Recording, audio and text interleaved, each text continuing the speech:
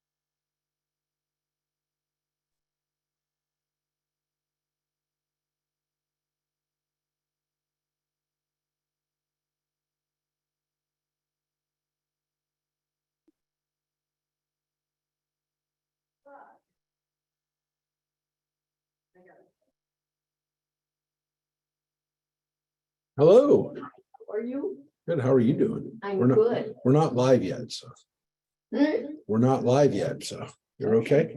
Good, let's not be live. Oh, I love you. Love you. Thank you. I'm feeling good. You look good. Thank you. Looking good. Want one of these?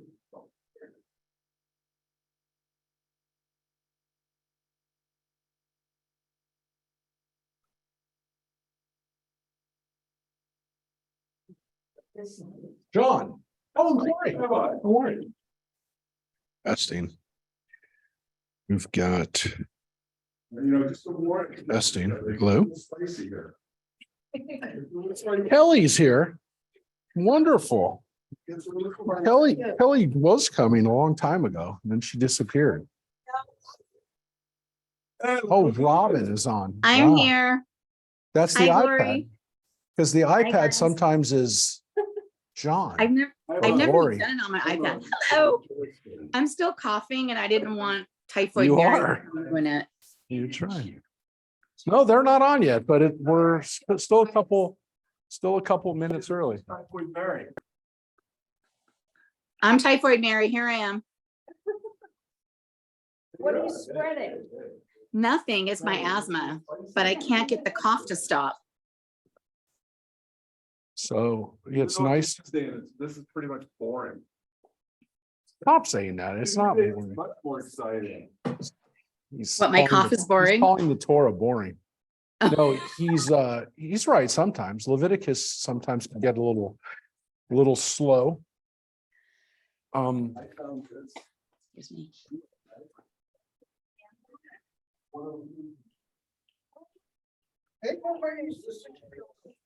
Nice. So we have more people joining us for the first time tonight, which is great. We've got people joining us live in person, on live and online. We've got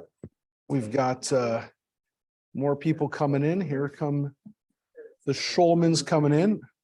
Well, we're going to put it up on the screen, folks. So don't worry about where to find it, but we're going to be on. So the Schulmans, yeah, there you go. I'm gonna say hello. Hi, Joyce. Hello. Hi, Joyce. Hi, Joyce. Hi there. Joyce.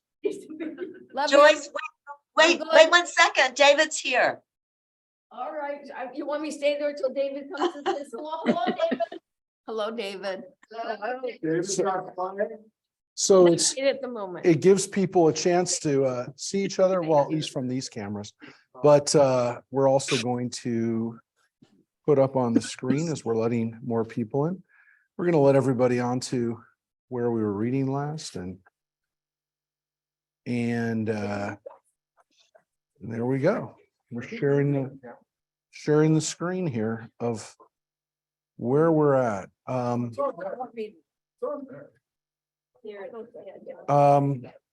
it's a good time for those, even though we're in the middle, literally in the middle of the book of Numbers, it's a good time for people to join us, believe it or not. And it actually, we are almost dead center middle of the book of Numbers. But for those who missed the first few weeks of Numbers, it was a lot of numbers and a lot of names and a lot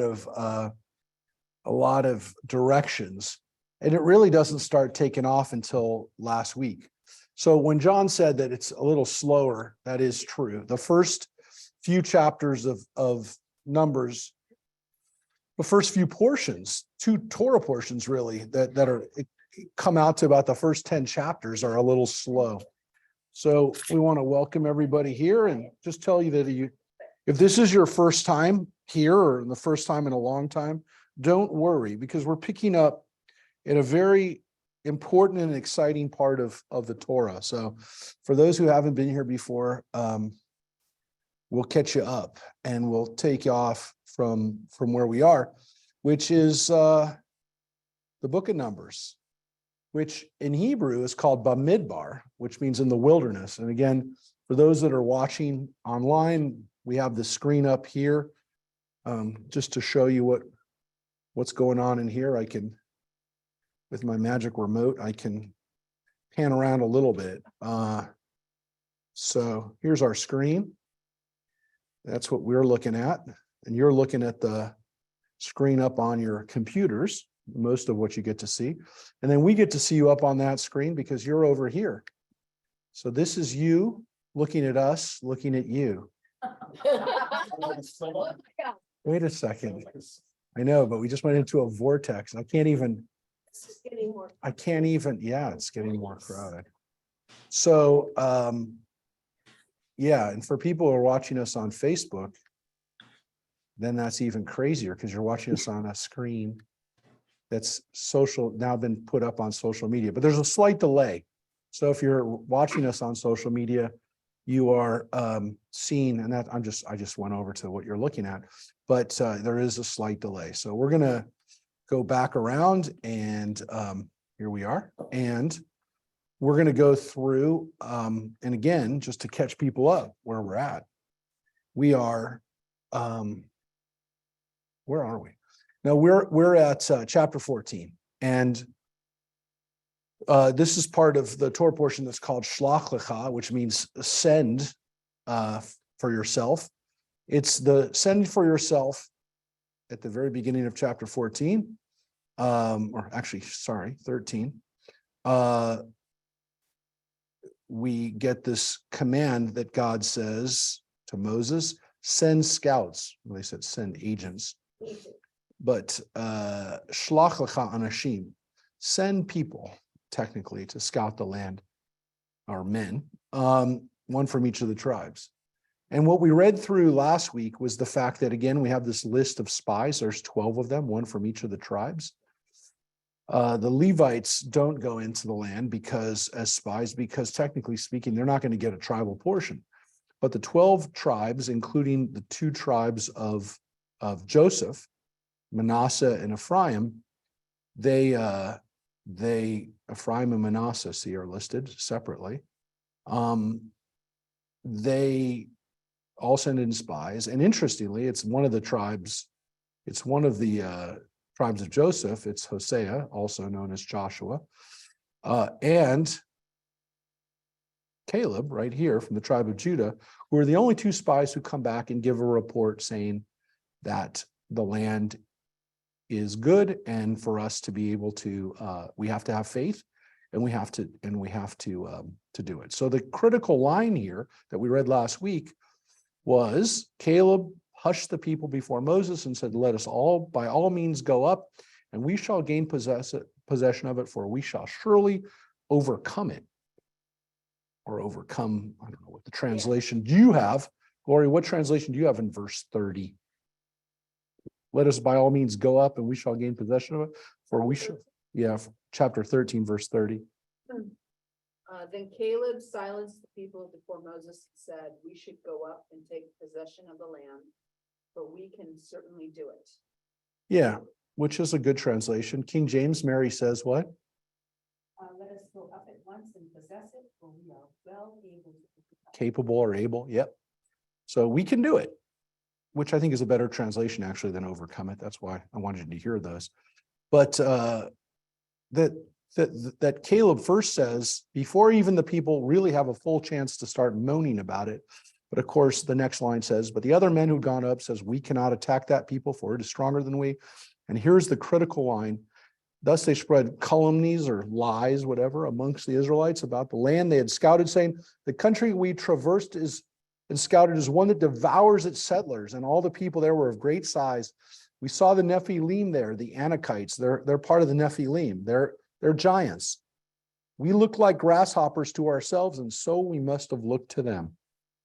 And that's the critical line, the line that says, we must have looked small to them, which of course is interesting because whether or not they really did, they projected that on themselves.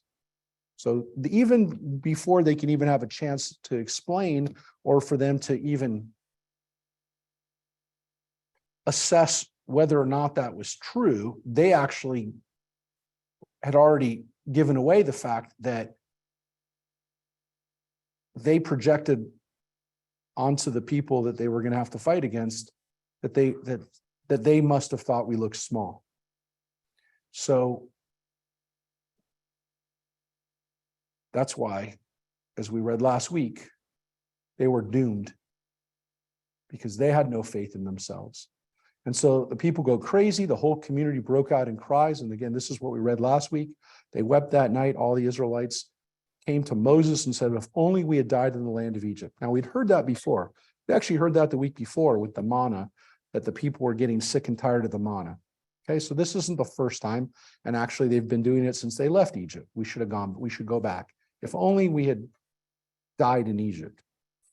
So, and again, they say, let us head back for Egypt. They actually say it. So it says, Moses and Aaron fell on their faces. And this is a terrible situation. Again, one of the darkest days in Jewish history. And Joshua, son of Nun, and Caleb, son of Jephunneh, of those who had scouted the land, rent their clothes. So they tore their clothes like they are in mourning. And they exhorted the whole community, said, the land that we traversed and scouted is exceedingly good land. If pleased with us, Adonai will bring us into that land, a land that flows with milk and honey, and give it to us. Only you must not rebel against Adonai. Have no fear of the people of that country, for they are our prey. Their protection has departed for them, but Adonai is with us. Have no fear of them. So again, here it says that Caleb and Joshua were arguing on behalf of going up. So the tribe of Judah and the tribe of Ephraim. Now that is key, that is critical, because later on, those are the two most powerful tribes and the most powerful entities later on during the time of King David. And during the time of Solomon and during the time of Rehoboam and Jeroboam. Why? Because Rehoboam, King David's grandson, is from the tribe of Judah, and they rule the kingdom of Judah. And there's a guy named Jeroboam who becomes the new king of the northern kingdom, the kingdom of what we call Israel. And this all happens around 900 BCE. And he's from the tribe of Ephraim. So Judah and Ephraim as tribes are rivals. Some people feel that this part was written after that had already happened, after Judah and Ephraim were already rivals, and that looking backwards, that this text actually kind of shows you that the reason that these two are the most powerful is because those two were represented by people who understood leadership, and that they are strong even back then. So let's not be surprised that those are the two leading tribes during the time of Solomon and after. So, of course, though, the people threatened to pelt them with stones. So what happens again is that the people actually threatened to kill Caleb and Joshua. Why did they say, I wasn't here, So why did they say the land was bad? Who said the land was They bad? didn't say it was bad. They said the people that were there were going to destroy us if we go up. Is that giant? Yeah, they're giants. They'll crush So us. Did they change their mind when they said, they just said it's beautiful land? and- No. No, because interestingly, Judah, Caleb from the tribe of Judah and Joshua from the tribe of Ephraim, they don't deny that their people are powerful there. They don't say, hey, these aren't powerful people. They don't argue that. What they say is that God has told us we can do it, so we can do it. That was the whole discussion. Yeah. And so what happens here is that the people are they've gone so crazy that they are turning on their own leaders. And they've decided that they are doomed. They acted in fear and lack of self-confidence. Yeah. And this is what happens. This is what happens today. And that was the lesson really that I wanted to kind of at least make people think about, is how relevant this is to today. How people get this way, right? How I really kind of suggest that this is what happens to people, is that they lack confidence, they lack self-esteem, and they're essentially doomed before they even try something, because they've already told themselves they're going to fail.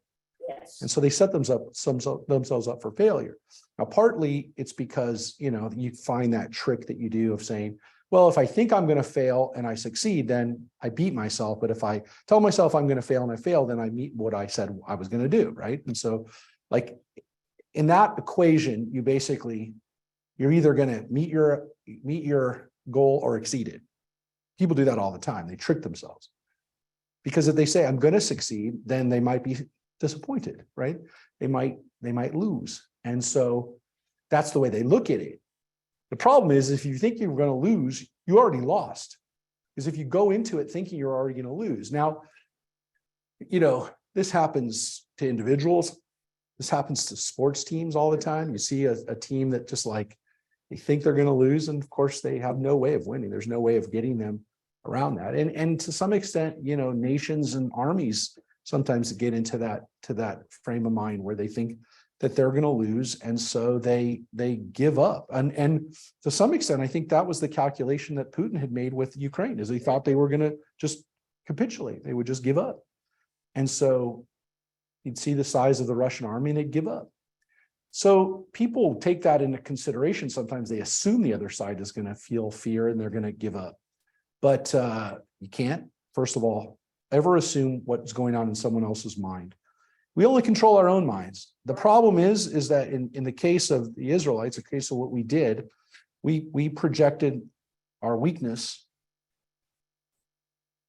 and we even said that's the way they see us. And that's the critical line. That's why the line is so powerful, because it literally says, again, I just find this such a powerful line. And I said, this is why I talk to kids about this, especially teenagers. I always teach this to teenagers. So we look like grasshoppers to ourselves, and so we must have looked like that to them. So they actually admitted it. They actually say what the problem is. They actually didn't just say, we look like grasshoppers to them. They said, we look like grasshoppers to ourselves, so we must have looked like to them.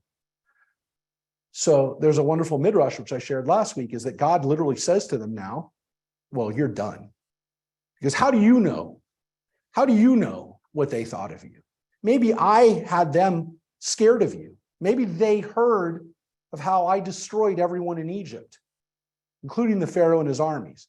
So maybe the people in Canaan who were subservient to the Egyptians, by the way, we know that from the archaeology, from the political situation at the time, that the Canaanites were subservient to the Egyptians. Egypt controlled Canaan during this time.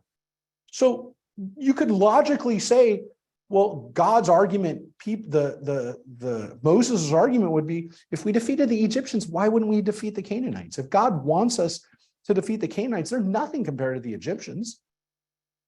So God says, how do you know what? How do you know how they saw you? I maybe made them look like giants, even bigger giants to them. So God says, I'm going to destroy these people. I'm going to start over with you, Moses, and God and Moses says, don't, because if you do, the Egyptians are going to hear about it. Everyone's going to hear about it. They're going to know that you brought these people into the land and slaughtered them, right? So Moses says, please don't do it. You're a forgiving God. And God says, I will pardon those as you have asked, but as long as I live, and I'm God, I live forever. None of those involved who've seen my presence and the signs that I performed in Egypt and in the wilderness, I've been with them for the last 2 years, every day, literally every day. I've given them manna. They see my presence. They see the cloud. They see the fire. I'm with them right in front of them. It's not like, where's God gone? God's never left them. And they've continued to disobey me. None of those people will see the land that I promised to their fathers. None of those who spurn me shall see it. But my servant Caleb, because he is imbued with a different spirit, remain loyal to me. I will bring him into the land, right? So this is where we finished up. So this is, again, the last part. Adonai spoke further to Moses and Aaron, said, how much longer will that wicked community keep muttering against me? Very well. I have heeded the incessant muttering of the Israelites against me. Say to them, as I live, says Adonai, I will do just as you've urged me. In this very wilderness shall your carcasses drop. Of all you men who were recorded in the various lists from the ages of 20 and up, you have muttered against me. Not one of you shall enter the land except for Caleb and Joshua. Now, again, there seems like there's maybe two authors here, but I don't want to dwell on it, because right here, it says that Caleb, will go in, and it doesn't say Joshua there, but I don't want to dwell on it, but there does seem to be, like, it says it twice, but it's okay. The bottom line is you get the message. These people will die. Your carcasses shall drop in the wilderness while your children roam the wilderness for 40 years, suffering for your faithlessness until the last of your carcasses is down in the wilderness. And this is the critical scene in the book of Numbers, because to some extent, this sets the stage for what happens next, which is 38 more years of being in the wilderness, or 40 years. I mean, it says 40 years, one for each day that they were scouting. They get, and again, this is the 40, the symbolic role of the 40. But I mean, if they left Egypt a year and a half, 2 years, almost 2 years ago, but by this point, it would be closer to 38 years left on their 40 years if they were wandering for 40 years. If they were wandering for 40 years from this point, it's about 42 years in the wilderness. There's another possibility here too, which is that we're not going in until everyone who's 20 and over when we left dies, which means that some of the people were 60 when they died, because not one of those people that was old enough to know better is coming into the land. So that means nobody older than 60, except for Joshua, except for two guys, Joshua and Caleb. No one older than 60 marched in across the Jordan River with Joshua. So again, we talked about the irony of this. You said your children were going to get carried off. No, they're not going to get carried off. They are going to be punished for you, but your children will be the ones that come over. Not you, your children. Yeah, Philip. So when we were in Israel, we were at the Jordan River. Yep. And it's not that wide. No, it was wider. It was a little wider then. Okay, but it's not like the rapids. No. And so here you have all these Jews on one side, and it's easy to look in, right? At least from where we were. Yeah, and they're not at the Jordan River yet, though. That's where they're going to cross. Right now, they're in the desert, and all they have to do is walk across the desert. Yeah. So what's your point? Well, how do they, or what, I haven't. Oh, no, because if you read a page ahead, No. you'd see the answer. No, I don't know the answer. No, because it's there. Okay. So what I'm gonna say is your question is, why did they just do it themselves? Yeah. You're 100% right. I promise you it's coming up. Okay. Because I mean, they've come this far. They've been told you're not coming in. Now part of you would say, well, you're now going to disobey God again. But the people were like, well, now you're telling us we can't go in. So let's watch. But it is coming up very soon. But here's where we're going to take off and we'll start reading is again, you shall bear your punishment for 40 years corresponding to the number of days, 40 days that you scouted the land, a year for each day. Thus you shall know what it means to thwart me. I, Adonai, have spoken. Thus will I do to all that wicked band that is banded against me in this very wilderness. They shall die and so be finished off. As for the agents whom Moses sent to scout the land, those who came back and caused the whole community to mutter against him by spreading calumnies about the land, those who spread such calumnies about the land died of plague by the will of Adonai. That means there were 10 dudes that died. They really got punished. Well, they're the leaders. They're the ones who actually caused all this to happen. So it wasn't enough for them just to die in the wilderness. They're going to die now. Of those involved in going to scout the land, only Joshua, son of Nun, and Caleb, son of Yefuneh, survived. So we forget that part. We oftentimes talk about the fact that the generation is going to die out. The people who are responsible, they get punished right away. So, I don't know. I mean, you could say in a nutshell, it can be argued that this scene is one of the most important scenes in the whole Torah.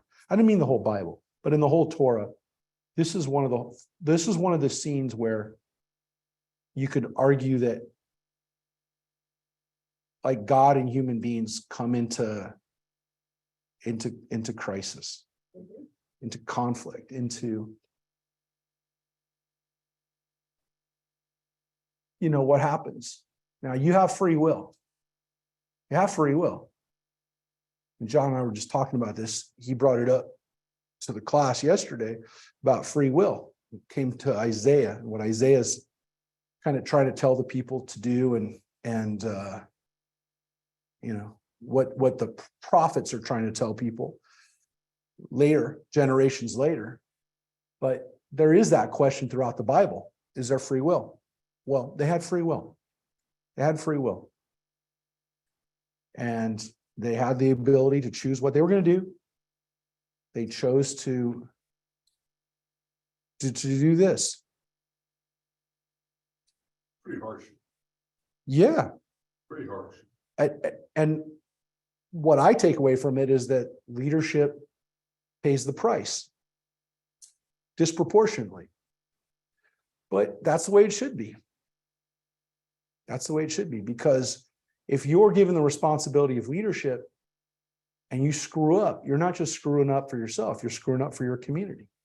So there is a harsher penalty for it. And I believe that it's fair. I don't like it because it affects me sometimes, but that's the deal. You want to have that responsibility, you've given that honor, you also have a problem that you also will be punished disproportionately. I always thought the Bible was macro. It's very micro. It is even more micro when we read it ourselves and read every page of it like we're doing, because when people tend to read stuff out of context, generally trying to teach a lesson to a group of people, and then it even becomes less micro. So yeah, it's a shame because it's not supposed to be read that way. It's definitely not supposed to have been at least imagined that way, because we're supposed to project ourselves into it. And if you can't project yourself into it, then you're only hearing a story, and you're missing, like you're getting 5 levels instead of 100 levels. But yeah, it's a problem when you don't get that. Look, the one of the most powerful Torah studies that I've ever done has been bibliodrama, where people actually act these scenes out. And that's pretty powerful. And that's when you really project yourself into it, and it really becomes not just on a micro level, it becomes on a personal level. You feel that. You got to be very careful when you do it, because it hits a level that if you're not in a space where you feel comfortable with the people that you're in, it's not something to mess with. I mean, we were reveals your inner thinking. Yeah. And that's how I have a profession, people who don't believe in themselves. And one of my jobs is to get them to believe in themselves, and through storytelling, through examples, through experience. But I use the phrase, whether you believe you can or believe you can't, you're right. Yeah.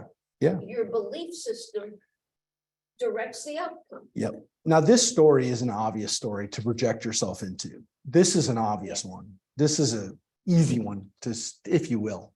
The story of the spies is an easy one for us to project ourselves into. I mean, we could stop it and do it right now, and you'd see how easy it is.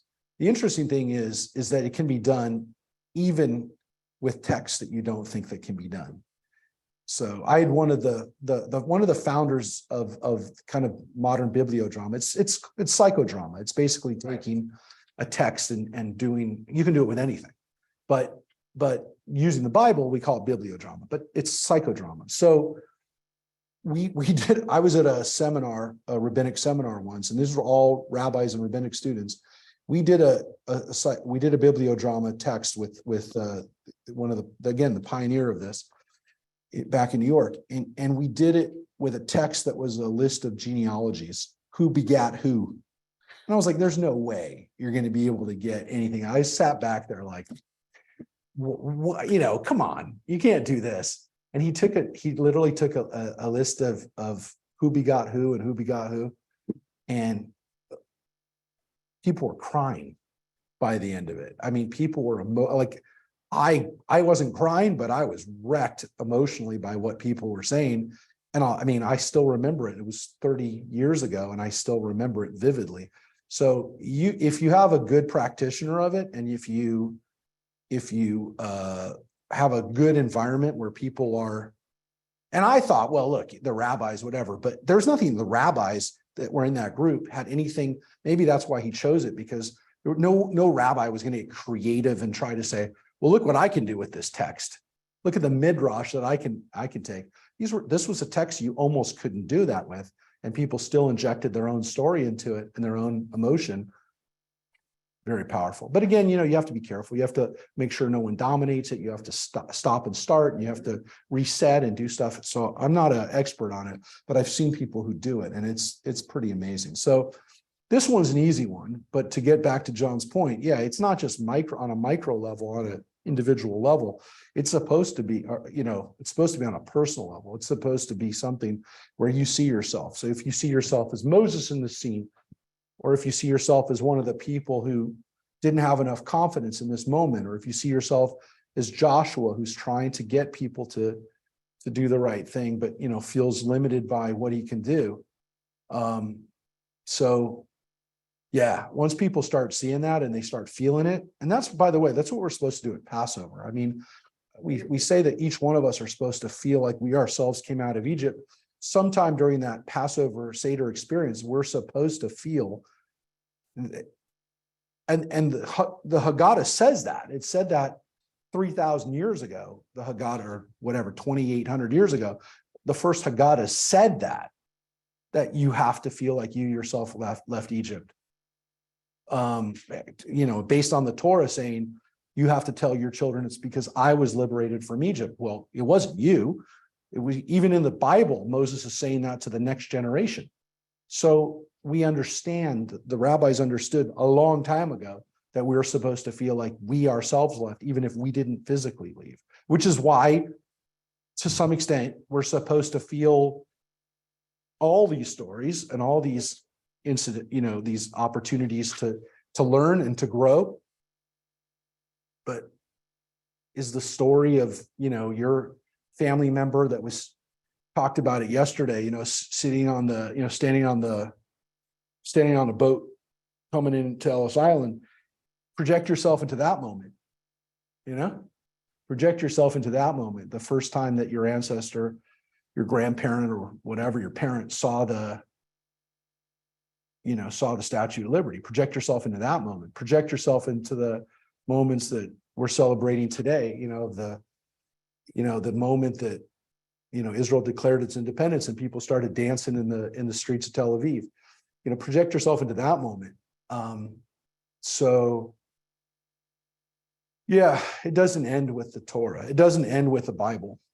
We're supposed to feel these moments and not just think of them as stories for other people that other people experienced or stories that happened many generations ago, but we're really supposed to inhabit that space, which, by the way, is why the rabbis and why Judaism really up until recently, like until we started studying history, these moments in the Bible were never like, the rabbis didn't say, well, that happened 3,000 years ago. They looked at it as if it was happening now. Like nobody said, well, that was during the time of Joshua. It's not now. They never said that. That's why Jews never really had a sense of history. They never wrote history books. There's no Jewish history. The books, we talked about this in the Book of Kings. The Book of Kings has king records of kings, but the book constantly says, if you want to know, it's in the Book of Kings. It's in the book of the Annals of the Kings. It's in this other book. So whoever wrote the Book of Kings took a history book and edited it and took out the parts that they wanted to teach from. There was like occasionally chronicles or history books. We just don't have them. Jews didn't care about them. I know it sounds weird, but we didn't look at it like it mattered who or when these people lived. So anyways, so what happens? The people were overcome by grief. And here we go, Philip. Early the next morning, their fighting force set out toward the crest of the hill country, saying, we are prepared to go up to the place that Adonai has spoken of, for we were wrong. So Philip, you took it to the next step. Without reading it, you psychodramaed yourself into that. You bibliodramaed yourself into that moment. And Philip said, I'd go anyways. A great idea. We screwed up. Let's do it anyways. But Moses said, why do you transgress Adonai's command? This will not succeed. Do not go up, lest you be routed by your enemies, for Adonai is not in your midst.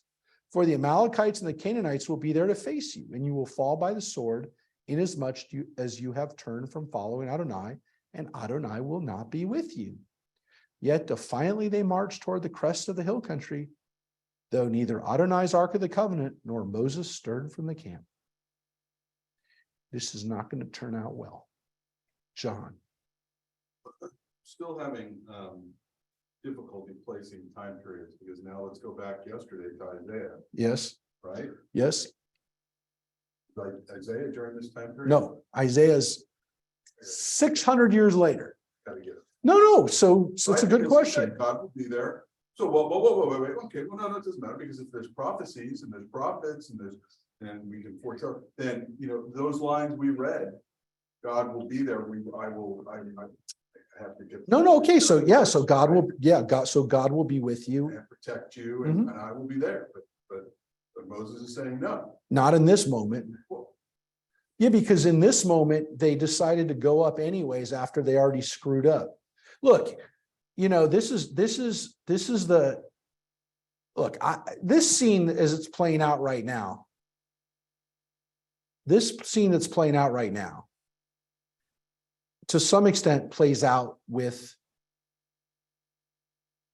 sometimes on a national level, but because there's wars that have been fought where people screwed up, they had an opportunity, a window of opportunity, they blew it, and then they try to do the same thing, and then they end up blowing it. This says that sometimes people do not deserve a second chance. Yeah, well, yeah, they've proven that they're going to be defiant almost no matter what. So whatever you tell them, they're going to do the opposite. But this is to me, the most common occurrence of this is and I got to tell you something, for whatever reason, and I'm not saying it's because I'm a good father, but generally speaking, my kids have not made this mistake. But I made this mistake a lot as a kid. Well, not a lot, but enough that I remember it more than once, where your parents tell you, well, here's what you can do. And you go, no, I don't want to do that now. And then 2 days later, you go, you know what, I want to do that. And you can't do that now. I gave you a chance to do it. You didn't do it. And now we're not going to do it. You can't do it. And they knew better. And sure enough, you do it anyways and you get in trouble. And it's not necessarily they got you in trouble, but you got yourself into trouble. And that happens a lot for kids. I mean, this happens with young people all the time, where their parents tell them to do something, they don't do it, they then decide to do it anyways, and then they get clobbered for it. So,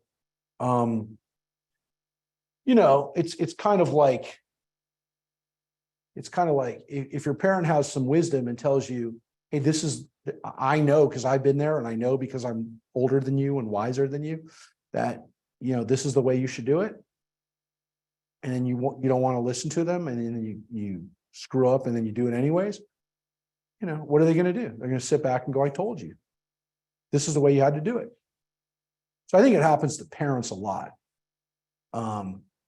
Especially when kids just don't want to do what you tell them to do because you told them. Yeah, Philip. Well, another thing that they messed up on, tactically, is they didn't go there. It says, so neither the Lord's Ark of the Covenant nor Moses stirred from the camp. And, when I took that seminar in January, the Ark of the Covenant was a very important. Yeah. With you. Yes. And you didn't go into battle without that on your side. Yep. And we actually read it 2 weeks ago, the line that when the covenant was there, the Ark of the Covenant, that the people said, God, defeat our enemies. The Ark had the power to defeat the enemies. So this was militarily really stupid. Yep. But it's also that, whatever extra help you're going to get from your parent, from a teacher, from somebody else, from a mentor, if you had gone with them in the first place and you had their help, that might have been enough. Probably would have been enough. They knew something. I mean, they're And then going you in just there, do it yourself. But they're going in there without their best general, which would be Moses, and their power. and their power source. Yeah. So, I mean, So why do they finally have the gumption to do this now? Well, because they're human beings and we do things all the time. We do things all the time without the proper preparation and without the proper whether it's information, whether it's strength, whether it's money, whatever it is that we do, we're not properly equipped, but we decide that, we know better, then we're going to do it. but it's like. This moment is so obvious and so human that who's going to argue with this? When people tell me, well, I don't believe that God was in the ark. I don't believe there was a power in the ark. Okay, fine. I'm not going to argue with you. I don't know. That's a matter of faith, whatever. But this scene of somebody doing exactly what they should have done in the first place, they didn't do it, and they do it later on their own without proper preparation and happens all the time. I say it happens to kids a lot, but it happens to adults too. It happens to adults. It happens to people in business a lot, where people, could have a partner, could have a mentor, could have somebody who they want to do something with. It's the right time. The person tells them, this is when we have to do it. The person says, I don't want to do it. I don't think I can do it. And then a year later, 2 years later, they decide to do it on their own. And they go back to the person and say, let's go do it. And the person says, no, we missed our opportunity. And they do it anyways, and they get clobbered. I mean, it happens. It happens to kids a lot because kids go back and forth with their lack of confidence a lot, but it happens to adults too. And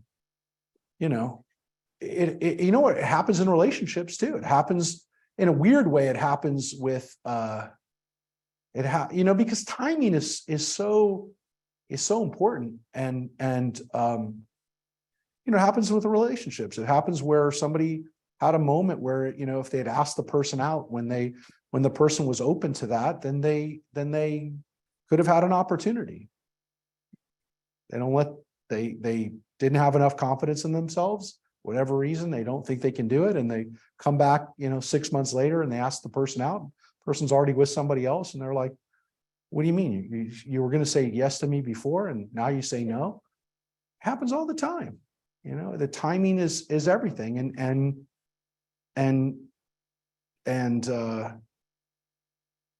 Yeah, I think everybody's had that moment where they realized, oh, if I had gone when I should have gone, if I had confidence when I had the opportunity, then things might have been different. So what are you going to do? Here is the crush. The Amalekites and the Canaanites who dwelled in the hill country came down and dealt them a shattering blow at Hormah. And that's it. That's all it says. It doesn't describe in great detail the defeat, but it was a shattering blow. So we know that the people get punished with 40 years of being in the wilderness. That's enough. That's horrible. That's what people usually remember from this scene, and that's usually what people teach from this scene. But that's not all that happened in the scene, because you just read a couple of the other incidents, the footnotes, if you will, but they're pretty critical. The first is that the leaders first of all, you realize that it was much worse than they just said, we don't want to go. It says that the people actually were going to pelt Joshua and Caleb to death. So that's how much they didn't want to do the right thing. So they were going to believe the lies. Yeah, they were going to kill the messenger. They were going to kill the messenger because they believed the lies. Okay, so that's part of it. That's part of the part we forget. The other part we forget is that the leaders, the other 10 scouts, die. They're punished immediately. Mhm. The other thing we forget is that the people decided to go anyways, as Philip predicted, or at least as Philip would have wanted to do, which is go up anyways. So, No, I would have gone without the ark. okay, well, maybe you would have said, oh, the ark's not coming, we're going back. So yeah, we're not going to go up with these people. But yeah, predicting or trying to figure out where you would have been in this moment is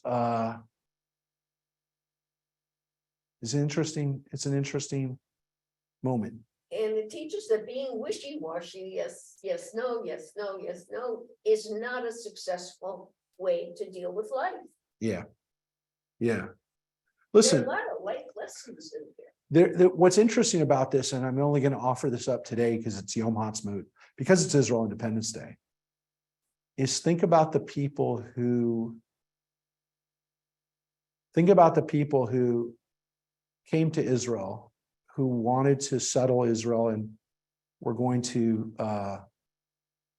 live there. And then when they realized that there was going to be all these countries were going to try to defeat Israel, that we had to get out. I know people who left. It actually came out in our bibliodrama 30 years ago, so I can still remember this one rabbi sharing how his family left Israel and went to England during this time because they didn't want to die. They thought they were going to die. So they left. So think about that. So there were people in 1945, 46 who, some of them survived the Holocaust in Israel. They at least they felt that they survived, but maybe in the back of their minds, they're like, well, we survived that, but how can we survive 6 armies attacking us? We're going to die. So we survived that, but let's not press our luck. Let's go to America. Let's go to England. Let's go to Australia. Let's get out of here. And there were thousands of people who did that. And 1945, 46, after World War II, the war's over. The war's over. By this point, people were able to sneak, or not even sneak. They were able to come into America because America was there was a weird thing that happened. There was a shift in policy, which was partly, I think, guided by people in the State Department who were still anti-Semitic, but their idea was, and it's twisted, but it happened, and it happened. There were people who, after World War II was over, who said, look, we don't want Israel to exist. If we let some Jews in, then we don't have to worry about Israel, because the argument that they have to go to Israel will go away. So let's let them in. So there were 100,000 or so Jews that came into United States during the last, as World War II was winding up and as World War II was over for that reason.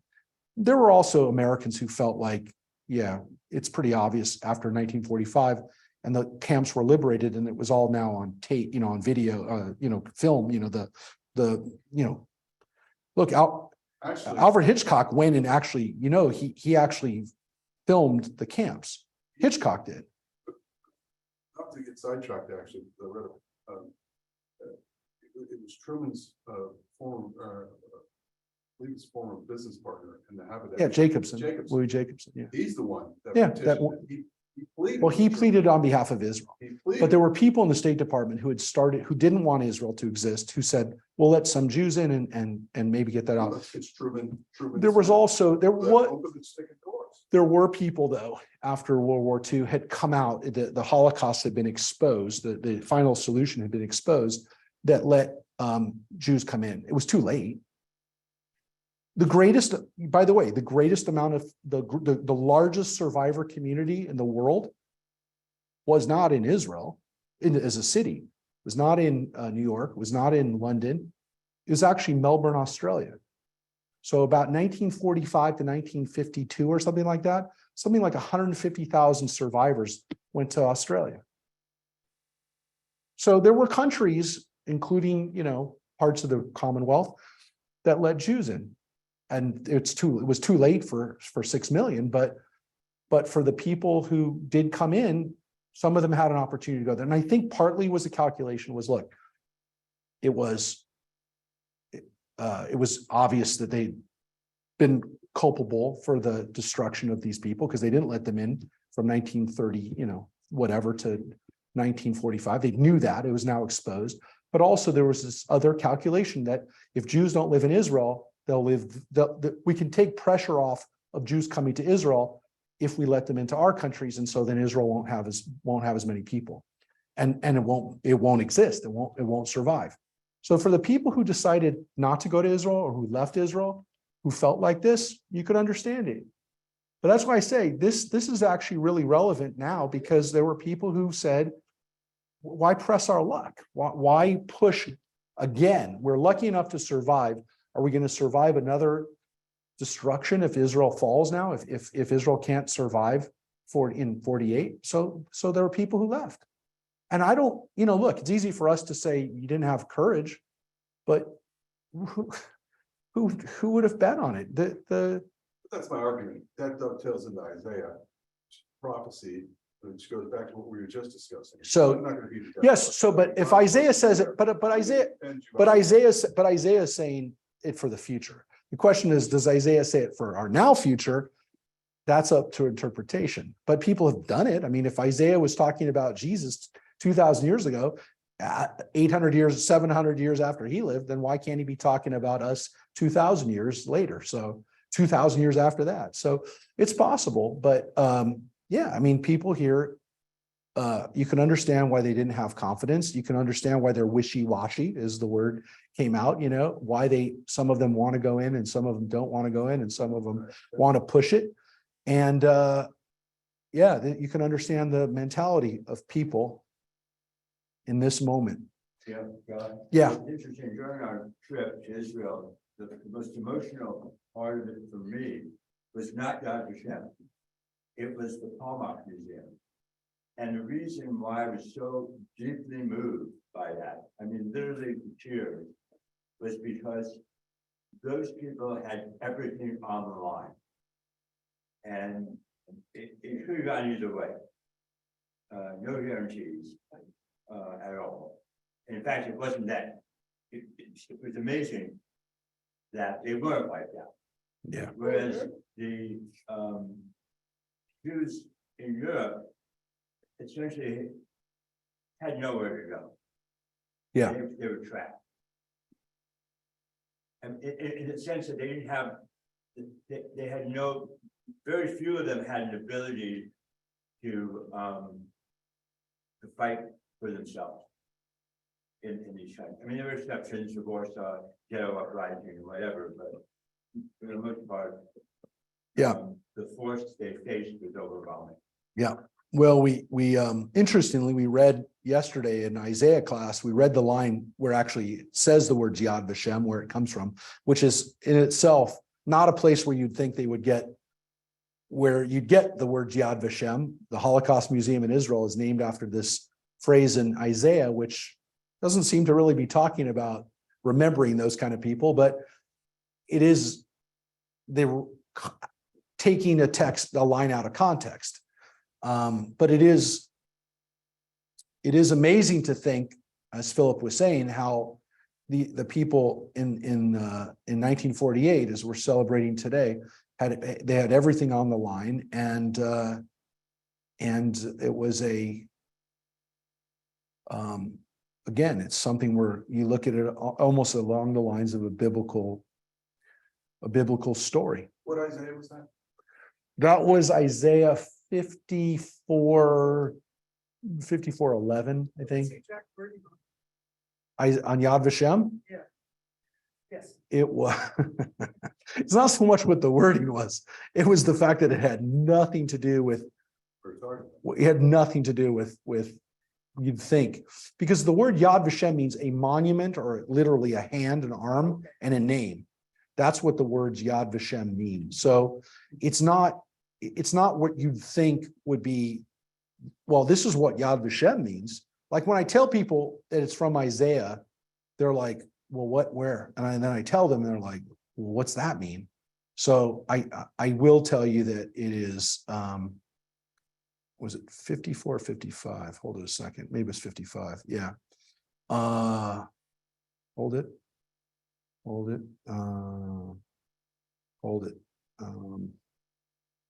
Here, no, it's 56, 56:5. Here, I'll show you real quick. This is the line from Isaiah. I will give them in my house and within my walls a monument and a name, better than sons or daughters. I will give them an everlasting name which shall not perish. Now, it's a beautiful line because it says that I'm going to give them something that will remember them, and it will not be sons and daughters. Obviously, these people, many of them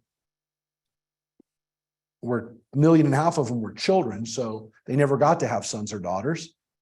So, and many of the 6 million, their sons and daughters were wiped out too.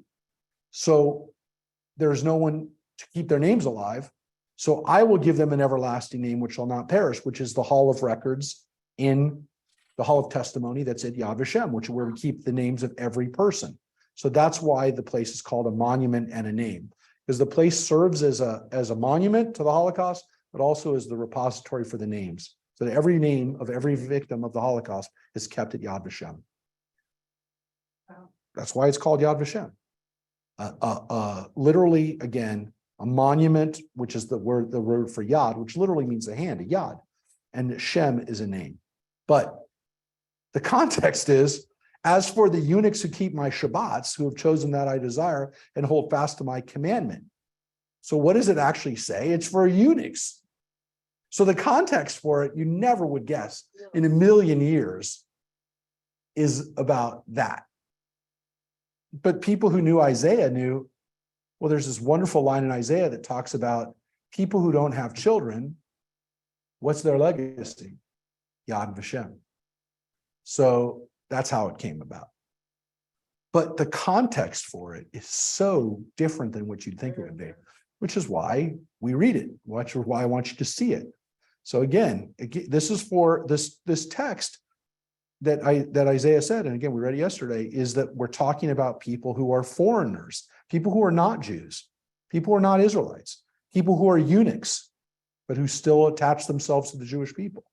So what's interesting about Isaiah is he's talking about people who are on the periphery. They're not the people you'd assume would be. That's not exactly, again, what the meaning is for us at Yad Vashem, which is for our people who were victims of the Holocaust. They're not eunuchs, they're not Gentiles, though we do have the righteous Gentiles. We remember it at Yad Vashem. It's one of the most powerful parts of Yad Vashem. But again, it's not what you'd expect. All right.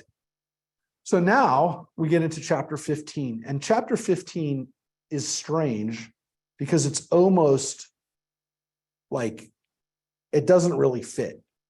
It almost goes back to what we see in other parts of Numbers. It departs a little bit from the narrative, but there is a really important part of chapter 15. And I promised you each week that we're going to see something that's in our prayers.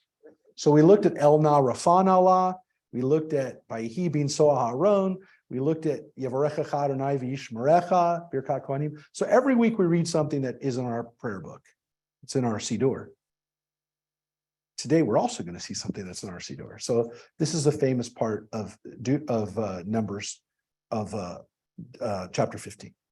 So Adonai spoke to Moses, saying, "Speak to the Israelite people and say to them, when you enter the land that I'm giving you to settle in, and would present an offering by fire to Adonai from the herd or from the flock, be it a burnt offering or a sacrifice, in fulfillment of a vow explicitly uttered, or as a free will offering, or at your fixed occasion, producing an odor pleasing to Adonai, the person who presents the offering to Adonai shall bring as a meal offering 1/10 of a measure of choice flour and 1/4 of a hin of oil mixed in." Okay, so if he brings a sacrifice of an animal, he also brings a little bit of grain with him too. Doesn't really seem to have anything to do with the previous thing we just read about. You shall also offer with the burnt offering of the sacrifice 1/4 of a hin of wine as a libation for each sheep. So there's also wine. In the case of a ram, you shall present as a meal offering 2/10 of a measure of choice flour with 1/3 of a hin of oil mixed in and 1/3 of a hin of wine of libation as an offering of pleasing odor to Adonai. So if you're offering an animal, big animal or a small animal, either one, you're offering up meal offering and you're a little dough, and you're also offering up a little wine. If it is an animal from the herd that you offer to Adonai as a burnt offering or as a sacrifice, in fulfillment of a vow explicitly uttered or as an offering of well-being, there shall be offered a meal offering along with the animal. 3/10 of a measure of choice flour with half a hin of oil mixed in, and as a libation you shall offer half a hin of wine. These being offerings by pleasing odor to Adonai. Okay, so thus shall be done with each with an ox, a ram, or with any sheep or any goat. As many as you offer, you shall do thus with each one, as many as there are. So that seems like a lot of what we read in the book of Numbers already, which is this kind of detail, this kind of formality, this kind of law. Okay, all right. So that doesn't seem that out of order. Also doesn't again seem to really fit into the narrative, but every citizen, when presenting an offering of by fire of pleasing odor to Adonai, shall do so with them. And when throughout the ages, a stranger who has taken up residence with you, or one who lives among you, would present an offering by fire of pleasing odor to Adonai, as you do, so shall it be done by the rest of the congregation. There shall be one law for you and for the resident stranger. It shall be a law for all time throughout the ages. You and the stranger shall be alike before Adonai. And the same ritual shall apply to you and to the stranger who resides among you. So that line is real important, goes with the previous line, obviously, but this idea that there's one law for everybody who lives in the land of Israel. There's not a law for Jew and a law for Gentile. It's a law for everyone who lives in the land, and it even goes for the sacrifices. So even the sacrifices need to be offered the same way. It says, there shall be one law for you, everyone there. So when people talk about Israel today, and again, on the 75th anniversary of Israel, we want to remind people that Israel has a commitment to having the same law for everyone, which is why laws that seem to preference Jews in the land of Israel are seen by many as not consistent with not only the Declaration of Independence of Israel, which says that the rights of non-Jews are guaranteed. It says so in the Declaration of Independence of Israel. Remember, Israel doesn't have a constitution, which is why they have a problem right now. Well, then again, we have a constitution too, and we have a problem. But no, we do. I mean, we have a huge problem. But we also have a problem in Israel where when we understand that Israel is also informed by the Torah, which it is, and Israel's never made any apologies for the fact that its laws are also informed by the Torah, in addition to Western jurisprudence and parliamentary democracy and all the things that Israel has used to form its government and form its laws. It also is based on the Torah. And the Torah says specifically here, there shall be one law for everyone. So it goes against Jewish tradition as well. So anybody who says, well, Israel needs to have laws that only protect Jews. Well, not according to the Torah. The Torah doesn't say that. The Torah says there's one law for everyone who lives there. That's what the Torah says. So if you're going to be consistent with Torah law, you better be very careful. We imported this in the United States. We did. Certainly. And that's why, Every day. yeah, and that's why it's not just in the book of Numbers, it's also in the book of Leviticus, where it talks about proclaiming liberty throughout the land to all the inhabitants thereof, which is on our Liberty Bell, but it was first in the book of Leviticus. So we use that as a law throughout, I think throughout time as Jews. And one of the reasons why we love this country is it says Torah achad u'mishpat achad. One Torah, one law. But certain things have to be modernized. And in this case, there has to be self-preservation. Because if they didn't have that, right, they'd be outvoted. So Things have to change a little bit, and things have to be interpreted.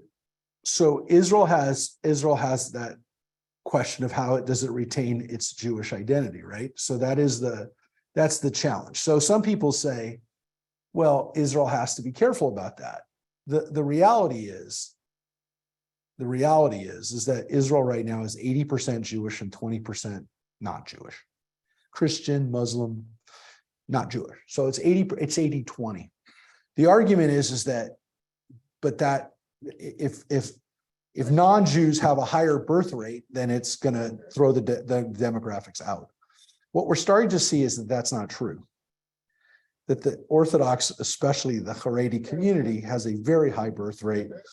And so it's not happening. So that's the fear. The question is, do you preemptively, that's the argument with having some of these Jewish national laws being considered or even being implemented, is do you preemptively write something into the law to prevent that from ever happening? So if you do it, so here's the argument that if you do it as a knee-jerk response 30 years from now to a demographic shift, that it's going to be too late, or that it's going to be perceived as apartheid. Now, when apartheid was enforced, it wasn't a 50-50 split between whites and blacks in South Africa. With all due respect, I'm not laughing because it was funny. I'm laughing because when people accuse Israel of being an apartheid country, it's a little ridiculous. Now, is it a country where minorities are treated fairly? I don't know, but I can tell you this. If you live in China, you can't open a bank account if you're not from China. So I just want to tell you, as much as you can laugh about, the fact that Israel is being accused of being not fair to non-Jews, it's ridiculous when you see what other countries do to people that are not from their country. If you're Chinese and you want to open a bank account in California, for example, it takes about 5 minutes. I know because I've gone with Chinese people to do it. Doesn't take long. In China, you can't. And if you can't open a bank account in China, they make it so you can't use your credit card. I just want to make it clear because I've been there. You can't use your credit cards for a lot of stuff in China. You have to use Alipay, or you have to use WePay, and you have to use these apps. You can't use those apps unless they're connected to a bank account. And the only way they can be connected to a bank account is if you can open a bank account in China. They're almost a completely cashless society, just so you know. It's amazing how cashless they are. But they can track everything. They can track every time you go into a cab, every time you go into an Uber.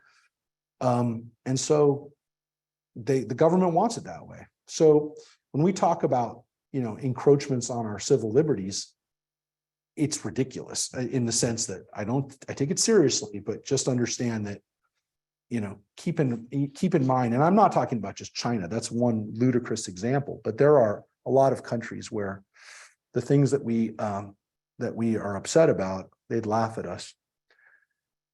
Look, Israel has some real issues of how it's going to define itself over the coming years, but it's not quite as bad as everybody says it's going to be. And we'll see what happens. I mean, I think today They're having that discussion and debate in Israel right now. Some of it is theoretical and some of it's practical. Some of it is, some of it has to be decided today. But some of it is more theoretical. I do want to say that, again, one law applies when it comes to at least the Torah. You can't have two types of laws. The Torah says that people have to be treated by the law in a similar way, and they have to be protected by law in a similar way. Now, here's the really interesting, we're going to get into it in a second. In Numbers, Adonai spoke to Moses saying, speak to the Israelite people and say to them, when you enter the land to which I'm taking you and eat of the bread of that land, you shall set aside some as a gift to Adonai. As the first yield of your baking, you shall set aside a loaf as a gift. You shall set aside a gift, like the gift from the threshing floor. This is the idea of setting aside a little bit, the first little bit of your baking. You shall make a gift to Adonai from the first yield of your baking throughout the ages. And what do we call that? That's a little bit of challah right there. It's a truma. It's a little bit that we set aside to God. And it doesn't say exactly just do it while you live in the land of Israel, but it says you do it when you're in the land of Israel, but it says you do it for all time, which is why some people say that we still have to set aside a little bit of challah for God, even if we're not in the land of Israel. But other people say, no, it says you do it in the land of Israel. It says exactly here, when you enter the land. But is it from then on, or is it only when you're in the land of Israel? What's interesting, of course, is the people have just been told that they're not going to enter into the land of Israel. Yet we have this line here that makes them see that it will happen at one point. So there's a little bit of hope there. But if you unwittingly fail to observe any of the commandments that Adonai has declared to Moses, anything that Adonai has enjoined upon you through Moses from the day that Adonai gave the commandment on throughout the ages, if this was done unwittingly through it, the inadvertence of the community leaders shall present one bull of the herd as a burnt offering of pleasing odor to Adonai, and its proper meal offering and libation and one he-goat as a sin offering. The priest shall make expiation for the whole Israelite community, and they shall be forgiven. For it was an error. For their error they have brought their offering, an offering by fire to Adonai, and their sin offering before Adonai. The whole community, Israelite community, and the stranger residing among them shall be forgiven, for it happened to the entire people through error. In case it is an individual who has sinned unwittingly, that person shall offer a she-goat in its first year as a sin offering. The priest shall make expiation before Adonai on behalf of the person who erred, for having sinned unwittingly, making such expiation that the person may be forgiven. Or again, for the citizen among the Israelites, and for the stranger who resides among them, you shall have one ritual for anyone who acts in error. But the person, whether citizen or stranger, who acts defiantly, reviles Adonai, that person shall be cut off from among the people, because it was the word of Adonai that was spurned and God's commandment that was violated. That person shall be cut off and bears their guilt. So if they screwed up, they can offer a sacrifice. If they did it knowingly, they're cut off from the community. The word for it in Hebrew is karet. That is excommunication. That is, you were out of the community. What does that mean today? I don't know. Not a lot. Not a lot. Unless you're in an Orthodox community where if you screw up defiantly, you don't want to be part of follow the rules, you get thrown out. It's the only community where it works. You have to agree to be part of the community. And there are people who say, you know what, I don't care. Usually if they don't want to follow the Jewish traditions anymore, being cut off from the community really isn't an issue. But it was for hundreds and hundreds of years. It was for Baruch Spinoza, who got thrown out of the community in Amsterdam, the Jewish community, Spanish-Portuguese community that he was a part of, because he was philosophizing about ideas that were not traditional he got thrown out of the community. So he went over to the Christian community, became known as Benedict Spinoza, which is the Latin for Baruch. I think Benedict Arnold, but no, it's Benedict Spinoza because Baruch means Benedict, it means blessed.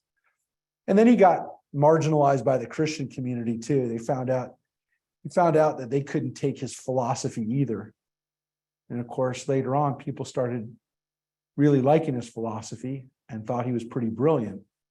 But by then it was too late because he was dead. But yeah, he got thrown out of a couple communities. Yeah.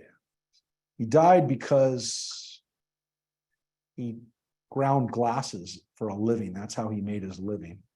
And his lungs were destroyed by his inhalation of glass. But some people think he was one of the brightest people of his generation. And he lived in a pretty smart time. He lived in a time when there were people that were doing Renaissance art, they were and post-Renaissance, whatever. They were great artists and great minds, people like Isaac Newton and other people that were starting to blow people away with their ideas. But some people say he was one of the smartest guys, but he was cut off from the community. He was excommunicated. There are people who say that we should formally readmit him posthumously, but it's a little ridiculous. What? Spinoza, Baruch Spinoza. So you can look him up. He's his ideas, his philosophy to some extent has just become accepted, actually. I think to some extent, people don't even realize that they were basing their philosophy, their own personal philosophy on ideas that he helped put into motion. So a lot of the people who followed him, the age of reason came out of people like him. So anyways, he was brilliant.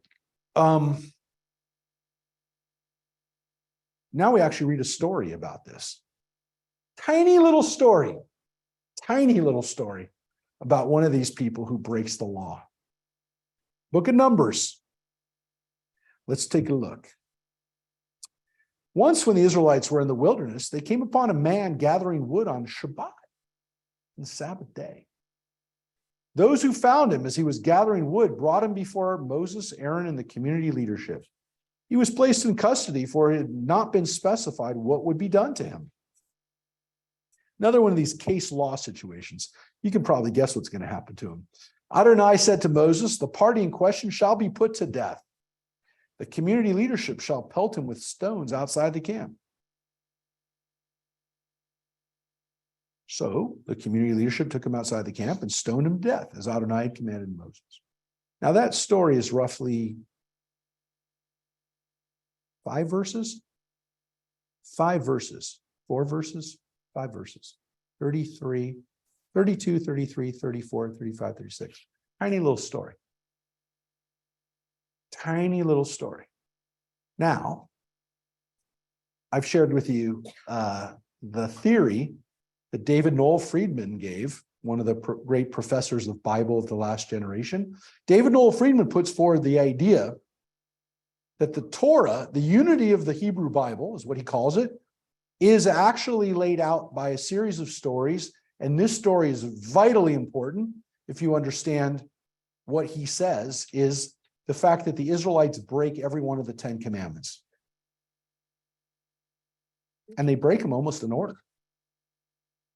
And so this little story, he says, this tiny little story is actually a clue for that. Yeah, because why would they take an innocent guy and then? Well, he's not innocent. He violated Shabbat. But why did this story suddenly pop up in the middle of nowhere? Why is it here in the middle of Numbers? Hold on. Let's think this through. So it was dark when they found it. We don't know. What's Well, weird, but by the way,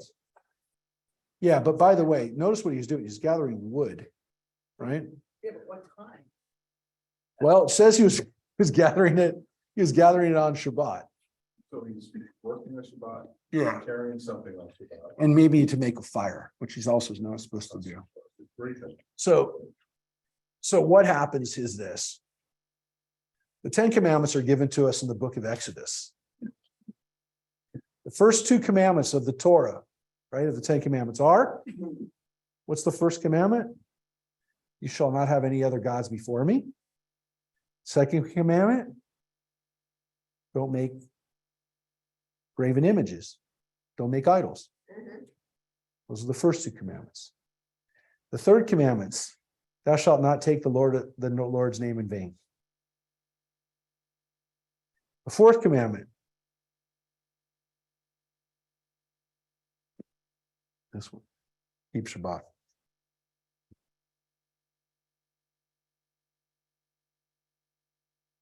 Right? We did long ago. Okay, well, these are the first four.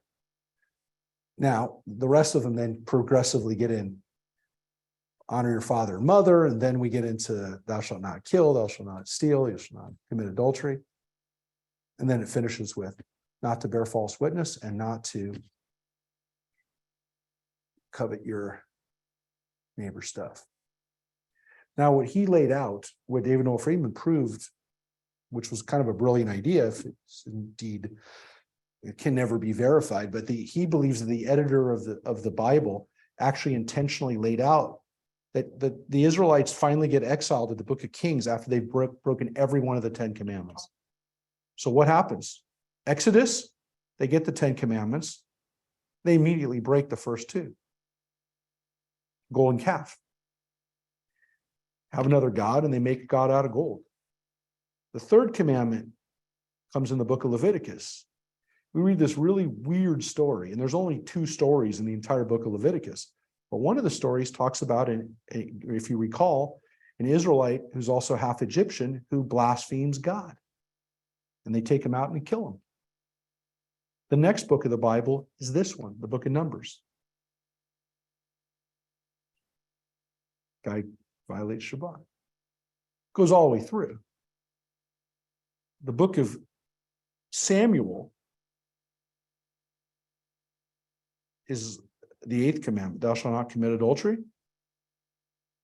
King David, Bathsheba. Totally, it's not the only case of adultery, obviously, but it's the most public, the most obvious. The king commits adultery and everybody knows it. Gets exposed. The last commandments that are broken, this horrible story of King Ahab and Queen Jezebel who steal Naboth's vineyard. And how do they steal it? For those who read Kings, you remember? He gets somebody to testify against Naboth in court. Oh, that's right. Remember that crazy story? It's a crazy story. So what's so vital about this theory that David Noel Friedman came up with was it's a weird story. Why does anyone care about a king who makes someone bear false? He covets his neighbor's vineyard. He wants it for himself. He says to Jezebel, how am I going to get it? She says, well, I'll set him up. I'll get people to testify in court that he spoke out. And then we'll get it. And that's what they do. So they break the last two commandments at the end of the book of Kings. God's done with us. We broke all the commandments. Now, what's interesting about Friedman's idea is that, oh yeah, that's a pretty weird thing to throw in there. But it's at the end of the book of Kings. So the last commandments, first commandments are obvious. That's the golden calf. Everyone knows that story. It's a pretty famous story. But this story, like nobody knows this story. So I'd say that this story and the end of Naboth's story, those are the most critical to his theory. And I think it's legit because they're such weird stories. They're such weird, almost throwaway lines. This is 4 verses. I guarantee you people don't know this story. This story might be there so that the editor can actually say, look at how they broke every one of the commandments in order. They broke the commandments. They come to the 10th commandment. They break the 10th commandment. You broke everything.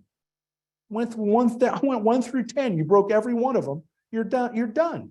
You're exiled. You're done. You're out. You broke the covenant. You didn't break one law. You broke all 10. You had 10 things to do. You broke all 10. So what's so critical about this theory is it actually sets up why does the exile happen? Because we didn't break one law, we broke every one of them. And so Friedman's idea is this shows the unity, at least from the editor's editorial standpoint, that somebody actually had this idea of keeping these stories together and weaving them through the text. Why is that important? Because it shows that there was actually at least an editorial decision to do something brilliant in there, which is to actually explain our situation, but to do it in a way that required an editor, at least, to throw these things in there. Put these little secrets in there, these little secrets. They're secrets to us, but maybe they understood it. Maybe they understood it better. Maybe we're kind of maybe he helped us rediscover that idea. Look, if it's not the case, then it's a wonderful coincidence that these stories are here, and it's a wonderful. I just so you know, most people don't know what I just told you. They don't know this story, and they don't know maybe why it's there, but you do.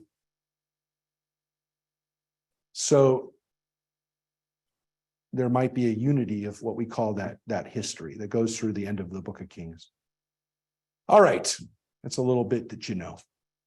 So let's read the next line, my friends, because here we get to a part of the Torah that is in our prayer books. Here it is, folks, the last few verses of this chapter, chapter 15. Vayomer Adonai el Moshe lemor, daber el bnei Yisrael v'amarta alehem, v'asu lahem tzitzit al kanfei bigdehem. Speak to the Israelite people, right? God said to Moses, speak to the Israelite people and instruct them to make for themselves fringes on the corner of their garments throughout the ages. Let them attach a cord of blue to the fringe at each corner. That shall be your fringe. Look at it and recall all the commandments of Adonai and observe them so that you do not follow your heart and your eyes in lustful urge. Leman tizkeruhu v'asitem et kol mitzvotai v'yitem kedoshim le'Elohechem ani. Right? Adonai Elohechem. You know this by heart. Thus shall you be reminded to observe all my commandments and to be holy to your God. I am Adonai, your God, who brought you out of the land of Egypt to be your God. I, Adonai, your God. Ani Adonai Elohechem. Yeah. So you can see that we're reminded of the Exodus all the time. Right? Not just in the 10 commandments, not just in one place, not just, all the places, including this interesting line that we're supposed to keep fringes on our garments. The law of tzitzit. It's not the law of the talit. We have the talit with fringes on it, but it's supposed to be on all of our garments. So let's just take a moment to pause and to connect this. So this was chosen to be the last section, part of the last section of the Shema and its blessings. So we say this as part of the Shema. We finish with this. And so what it tells us is that tzitzit are to remind us to be holy, right? To be holy. You recall all the commandments of Adonai and observe them. So we have an understanding that when we look at our tzitzit, they remind us of the commandments. We look at the number of knots in the tzitzit, and it reminds us of the 613 commandments. Okay, that's one tradition that we have. We also have this weird tradition that there's supposed to be a techil. This is the part that is a little hard. Patil techelet. That this techelis or techelet is a fringe of blue. Now it says right here, it's supposed to be a fringe of blue. It says that. The Torah says it's a fringe of blue. What does your translation, by the way, say there, Glory? It says, well, I'll just read that part with the Well, what color does it say? blue cord on each tassel. A blue cord. What does yours say, Mary? Blue. Yeah. So techelet is usually translated as blue. We understand that the techelet was a very dark blue, almost like a purplish blue color. The problem is we have no idea what the color exactly looked like. It came from the murex. It's a sea snail that was harvested by the people of Tyre and Sidon in the modern day country of Lebanon, near Beirut, Tyre and Sidon. They harvested these things, and the Sidonians became very wealthy from their export of blue dye. Everyone loved this dye, everybody. especially the Romans. They love this dye. They love dyeing their clothes with this dye. They harvested this from millions of these sea snails. We have found the deposits of these sea snails underneath the harbors of Tyre and Sidon. They're still there. It was a major manufacturing operation that went on there. The problem is we don't know how they did it exactly. We don't know what chemicals, what dyes, agents that they had, enzymes they added to it to make it the special color that they had. It was a trade secret. We don't know what they were. And so the rabbis determined that after we didn't know what that color was, we weren't supposed to try to make it. So we don't make it. Though there are some people who make it. But you're not supposed to make it. You'll see some people do taluses, tzitzit with the blue fringe in it. Generally speaking, you're not supposed to do it. Because we don't know and we don't want to do it wrong. But we do make fringes. We do make tzitzit. Most Jews today, at least Jewish men, they wear tzitzit when they pray, or not at all, but they don't usually wear them every day. Religious observant Jews who follow this commandment of wearing tzitzit wear them every day. So some people wear tzitzit so that you can see them. They wear the tzitzit exposed so that you can see them underneath their clothes. It's on what's called, sometimes it's a talit katan. It's an undershirt with the fringes on it. Do people have to see the fringes? I don't know. You're supposed to see the fringe. Why? Because it says you are supposed to look at it. So you're supposed to see it. You're supposed to see it. So however you're supposed to see it, you're supposed to see it. Does someone else need to see it? I don't know. It's a little difficult to say. It doesn't say that. I guess the implication is if you can see it, somebody else can see it too. But you're not supposed to just feel it. You're supposed to see it. It's interesting because in the Christian Bible, there's a famous line that again, Jesus makes fun of the Pharisees who are wearing their tzitzit so that everyone can see them, which seems to imply that they're showing off a little bit in their piety. They're definitely not supposed to drag on the ground. Tzitzit are supposed to be handled and put in with respect. So if your tzitzit fall on the ground, you're supposed to kiss them. If they fall on the ground, you're supposed to treat them with respect. Your talit, you're not supposed to wear your tallis in the bathroom. You're supposed to leave it outside on a hook, and you're not supposed to go into the restroom with your tallis. There's a lot of traditions that people have with taluses today. Of course, women oftentimes wear taluses today. We had these beautiful taluses that the women actually made, including Lori, actually. Doreen, you were on this talus too? So, yeah, you have your names on these taluses. These are symbolic taluses, fringes. But of course, there isn't a blue fringe on it because, again, it's generally seen as kind of like, we don't do it because we don't want to do it the wrong way. It's one of the reasons we said also, even though the Torah talks about incense, because we don't know the exact proportions of the incense, you're not supposed to make it. So there's this idea that if you do it wrong, you're actually disrespecting the Torah. You're disrespecting God by trying to do that. Some people don't care. I would say you'll oftentimes see people today who are trying to recreate stuff from the Torah. Sometimes messianic groups and stuff, they'll use a blue fringe or they'll make incense the way it's supposed to be from the Torah, and they'll try to recreate it. I don't know. Are snails extinct? They're not extinct, but we just don't know how what the dye. Oh, that We don't know there's how to still create it. The same snails. Yeah, are the available. murex snail you can still Okay. harvest it, you can still grow it, but people don't want to mess up and they don't want to do it Okay. the wrong way. We're not supposed to do things if we don't know exactly how they're supposed to be. Some people would say that's not a very good thing to do. Other people would say it's a way of showing our respect.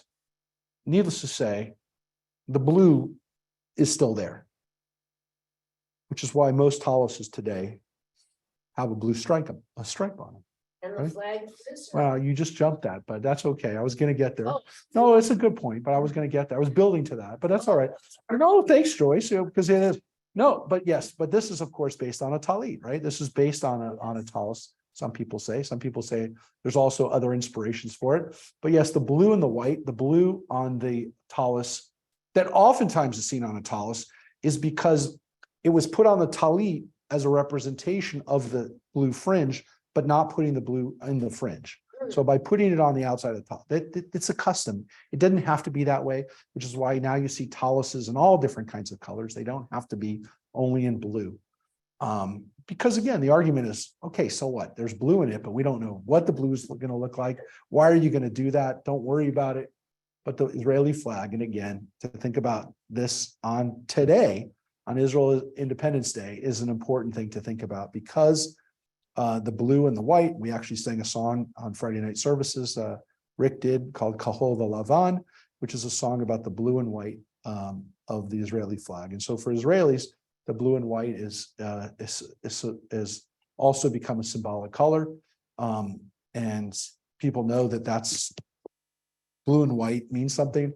When Israel went to the polls over the last couple of elections, there was a party called the Kahol the Lavan party, which was the blue and white party. It was a kind of a centrist alternative, another alternative party to Likud, which again gives you an idea of the blue and white, but doesn't say Jewish nationalism. It says blue and white, which is our colors. So again, you see different uses of that. Yeah. It says, the such most continue to wear only white fringes, awaiting the coming of the Messiah, when Elijah himself will guide us to the uncovering of the identity of the. Yeah. I mean, that's when the Talmud or when Jews say we'll know when Elijah comes or when the Messiah comes, that's saying we don't know, and we'll know one day. Yeah, it's not like we'll never know. Thank you for clarifying that. It's not like we'll never know the color, but that's what we don't know. And so rather than saying we know it, we don't pretend that we know it. And so if you do that, you're messing around by doing it without permission and without knowing exactly what to do. Look, by the way, that's why some people, we've talked about this before, why the Haredi Jews who are opposed to Israel, some of the Neturei Karta people are also saying we can't establish Israel because we don't have permission to do it. Only God can reestablish the nation of Israel, so we can't do that. So there are people who do that to pretty much anything that if we do it without permission, then we're going to get in trouble. So there is that logic that can be expanded to lots of things. So for people who kind of live in this place where we can't do things that we're not supposed to do without God's permission or without getting those instructions, that's what they would say. But again, they would say that we still have the fringe. We've never given up on the fringe. And the fringe reminds us of the commandments. So looking at the fringe keeps our hearts and our minds pure. Which then begs the question, who has to wear the talis? The phrase here, well, let's ask Lori. Your Bible in verse 39 says for... You will have these tassels to look at, and so you will remember all the commands of the Lord, that you may obey them and not prostitute yourselves by going after the lusts of your own hearts and eyes. Well, there they translated the word prostitute literally, zonim, which is the word for prostitution. We translated it as lustful because that seems to be the intention there. Mary, what does the King James say for lustful? Whoring. Darn, they went even farther than prostitution. But look, that's what the origin of the word is. So there seems to be this understanding that somehow looking at your tallis is actually going to tone you down a little bit, which seems to be one of the reasons why traditionally the rabbi said women don't have to wear tallises. Guys have to wear tallises. Because they're the ones who are going to go nuts if they don't have a reminder. So what is it? It's a chastity belt. To some Isn't extent. that the reason why Or part of the reason why women are not to be seen in the service in the Orthodox church. Well, look, that's part of the issue, which is why we're not supposed to hear them sing, because otherwise we'll go nuts. But the words here do seem to be, you're going to follow your eyes, and then you're going to follow your urges, and then you're going to lose control. So the talus is going to protect you. It's your protection. Wasn't that one of the reasons why you wear yarmulke all the time? So that I don't go crazy. Yeah. You mentioned that one. I mean, Well, I will tell you, it definitely will. There are definitely times when I'll say, am I wearing my yarmulke right now? Because if I am, I'm going to tone it down. But that'll generally be if I'm at a Dodger game or something like that, right? So no, it'll be. so you're saying it's also driving in. Well, yes. So yes, I do sometimes. Though it's very interesting you say that, Mike, because he says I wear my yarmulke. I didn't want to cut anybody off. I will tell you that Friday I was coming home. Because of. No, I was coming up Balboa and I had to go right to services. I had a wedding on Friday afternoon and I had to get back to the synagogue for our service. And I was coming up Balboa and the traffic was really bad because the 405 was really bad. So I did, cut over. But I kept my yarmulke on because I felt that if another Jewish person saw that I was trying to get home for Shabbos, they would actually take They would mercy on me. understand.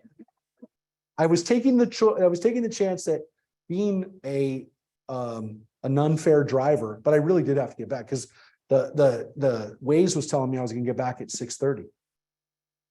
So I made it back at about 6:20. So, but it was all Balboa. So yeah, no, I there is a time. And of course, what Mike is saying is you absolutely, under no circumstances, ever go into a strip club wearing a yarmulke. Is that what you were saying? Yeah, exactly. No, but it's an interesting, one of my favorite midrashim, not just I've on never gone into a strip club. with yarmulke on. Yeah. No, here's one of the things. No, it's an interesting thing because you say that one of my favorite midrashes, period, but definitely my favorite midrash on this text is it does say, don't go after your lustful urges. Don't go whoring. Don't go prostitution. There's a wonderful midrash here, which it sounds like it happened because it's like, it tells us like kind of when it happened. So it says, the rabbis tell this midrash that it happened that there was a young rabbi who had heard, and you're going to see why this is the midrash on this. He had heard that there was this amazing prostitute that was in a city, one of the Roman cities, and that she charged for the time like $10,000 a night, right? And so he saved up his money. He sailed to this place. It wasn't like in his backyard. He actually had to travel to this place, right? Las Vegas. Yeah, it's even further. It was Spain or something. I don't know, whatever. He traveled far. He put out the money, went up, says he climbed up onto her bed, onto her mattress. He's taken off his clothes and he slaps himself in the face with his seat seat. Seat hit him in the face. And in that moment, he realized this is not where he's supposed to be. So the Midrash says he puts his clothes back on, he runs out of the place. He runs out of this amazing prostitutes stuff, which by the way tells you that in those days there were prostitutes who were well known.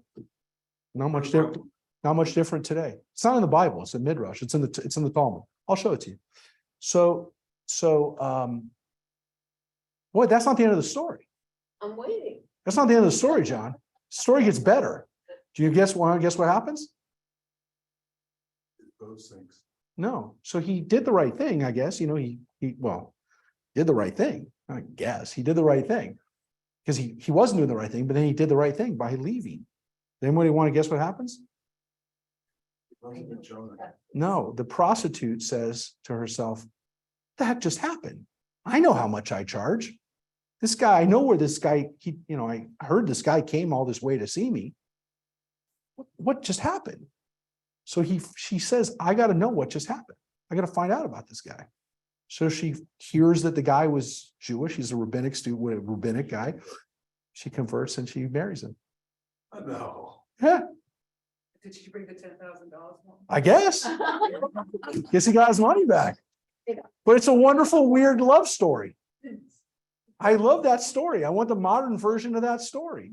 But that story blows my mind because it said literally that this happened, whatever, in the imagination of this happening, that this is the midrash on this text, which is that the behavior that it's a weird story. Obviously it's a weird story, but it tells you literally like what was going on in the culture at the time, but that sometimes these kinds of things happen, and that there were at least situations where that happened. At least the imagination was that happened. Getting back, Yeah. the towels. Why don't you wear them in the evening? Why do you think? That's a good question. Well, what did we just read? What we just read? It's in what we just read. What? It's in what we just read. You have to see them, has to be Oh. right. Sheldon hit it, man. Gotcha. Sheldon knew. He knew. You knew that, Sheldon, didn't you? You'd heard it. You knew it. He taught it. It says you have to see. You have to see it. So if you have to look at it, uri temoto, that you got to see it. You got to see it at night. You can't see it at night. Dogs take off their tzitzit at night? They don't take it off. They don't take off their under tzitzit. No, That's what I meant. they just leave it on. No. Yeah. But you don't have to wear, they wouldn't wear an outer tallis. So when someone who's wearing a underneath tallis, they also are wearing an outer talit too. They also wear. Yeah. Yeah. Okay, Um, so if we walked in Kuban on a Saturday morning, they would. yeah, Yes, Okay. been there. yeah. Talmud, let me just show you where this is in the Talmud, this amazing story. We don't need Rabbi Martin, we just need Shelf, Yeah, it's true. Yeah. Rabbi Sheldon. So this story of the fringes hitting the guy in the head. Well, let me just show you this.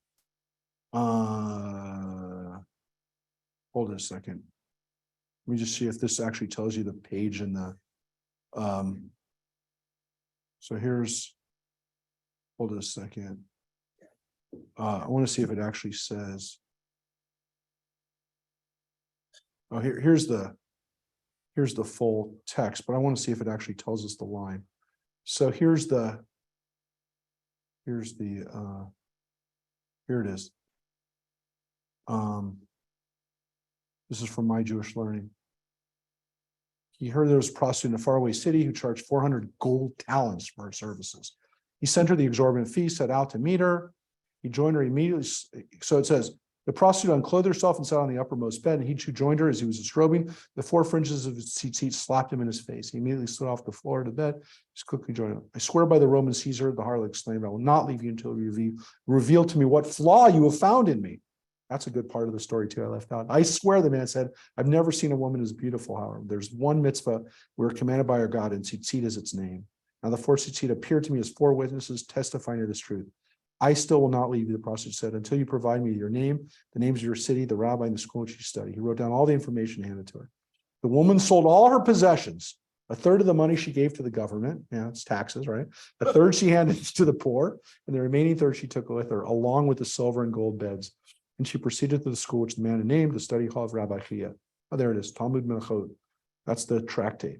Rabbi said that Rabbi Chia, I would like to convert. Perhaps Rabbi Chia says you desire to convert because you've taken a liking to a student here. The woman pulled out a piece of paper with the information to the rabbi and the miracle which transpired through the tzitzit. You may go claim that which is rightfully yours, the rabbi proclaimed. She ended up marrying the man, those very beds which she originally prepared for him illicitly, she now prepared for him lawfully. And they live happily ever after. And that is my story, the Jewish pretty woman. And Richard Gere and Julia Roberts.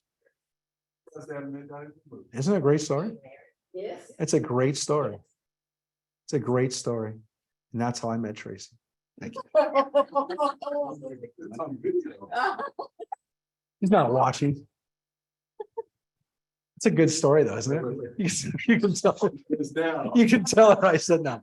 Rabbi, I have a question. What about yes. immediately below the text where it says, could we imagine JP Morgan chased? Okay, well, that's because the whole thing here is JP Morgan, a prostitute in the Talmud. So I cut out the first part. I mean, I just did a quick Google search, Elise. So I mainly found this because this was the quickest, this was the quickest place. But I will tell you this, what's so nice is, oh, there's Yom HaTzmaut. But just so you know, real quick, let me just show you. If you want to understand that, if you want to understand how wonderful, well, My Jewish Learning is a wonderful site, by the way. But if you want to just look, here's the tractates of the Talmud are all in this, on this same thing, Sepharia, which is a great resource. So if I went here to the tractate, and here is 44a, and here is the section on the tractate, which we read. Here it is. There was an incident. So this is in the tractate of the Talmud. Rabbi Natan says there's no mitzvah, however minor, as written in the Torah, for which there is no reward given in this world. In the world to come, I do not know how much. Go and learn from the following incident. So the full context, if you will, to this is that never say that there's not a reward for even a little mitzvah, which is like wearing fringes, right? Here's one about fringes. And he says, here's the incident of a man who was diligent about the mitzvah of fringes. And he went there and he took 400 gold coins. And it says overseas, right? So here's the text. So here's the actual text, not with any, well, the parts in bold are the literal translation. This parts are just parts not in bold help us understand the text. There a little bit interpretation, but mainly for the purpose of translation. And there it is. She divided all of her property.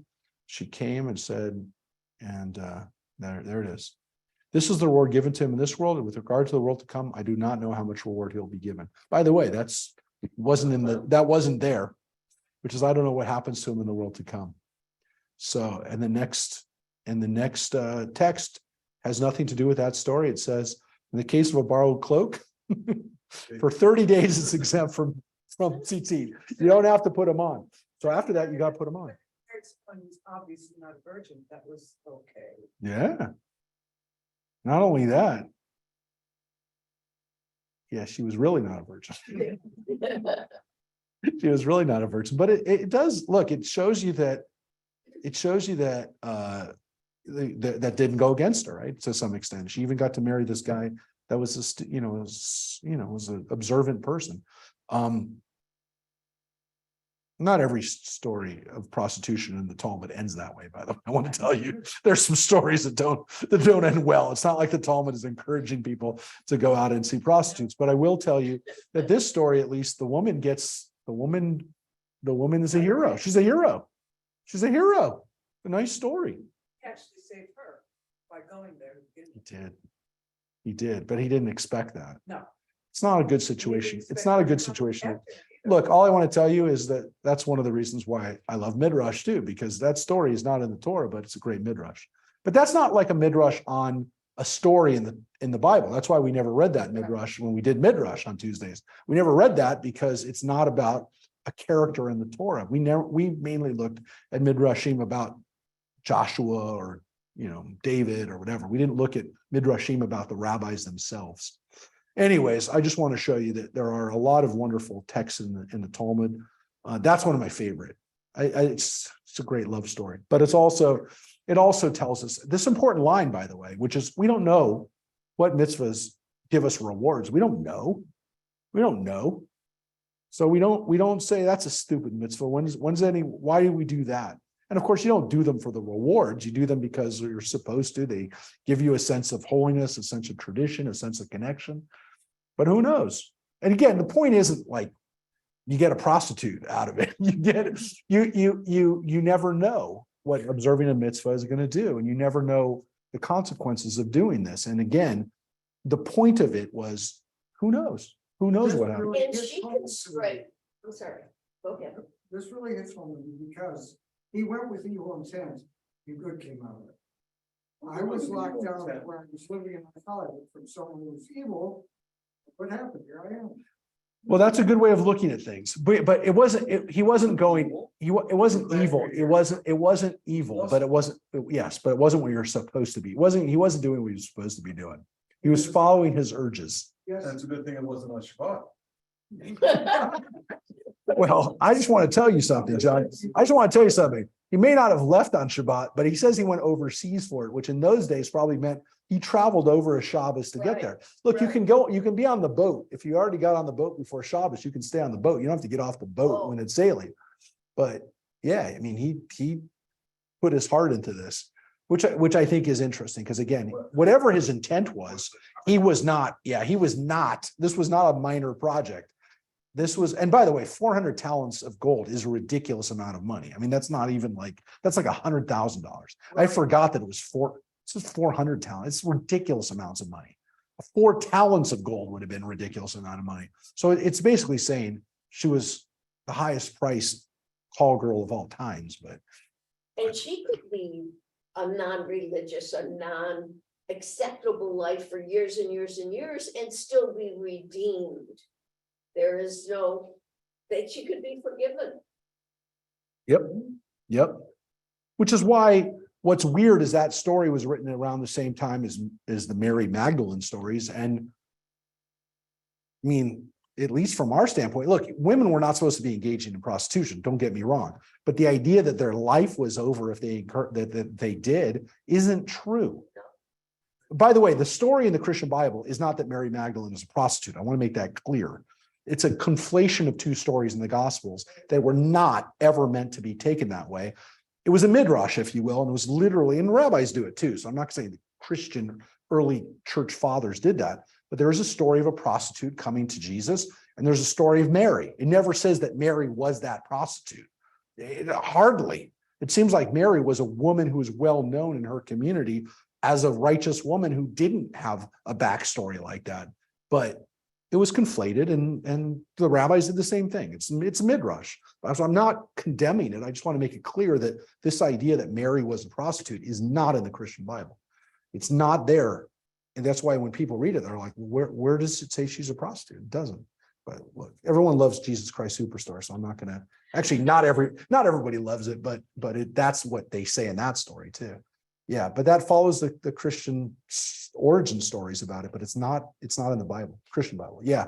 So In then with Midrash, she talks about swearing on Caesar. yeah. Okay, so this was during Roman time. Yeah. Well, prostitution was not illegal No, during Roman time. no. It was. But it wasn't also illegal during biblical times, which is why Jacob's family are engaging in prostitution. Judah, his son, goes to it turns out it's his daughter-in-law, but he didn't know that when he went to her. He thought he was going to a prostitute, and there's no condemnation of it. He wasn't supposed to do it, but he also isn't condemned for doing it. Right, but the ancient Romans would consider it evil or. The Romans, and in that story, it doesn't say it's evil. If anything, it's basically saying, yeah, that's what the Romans do. They're into that stuff.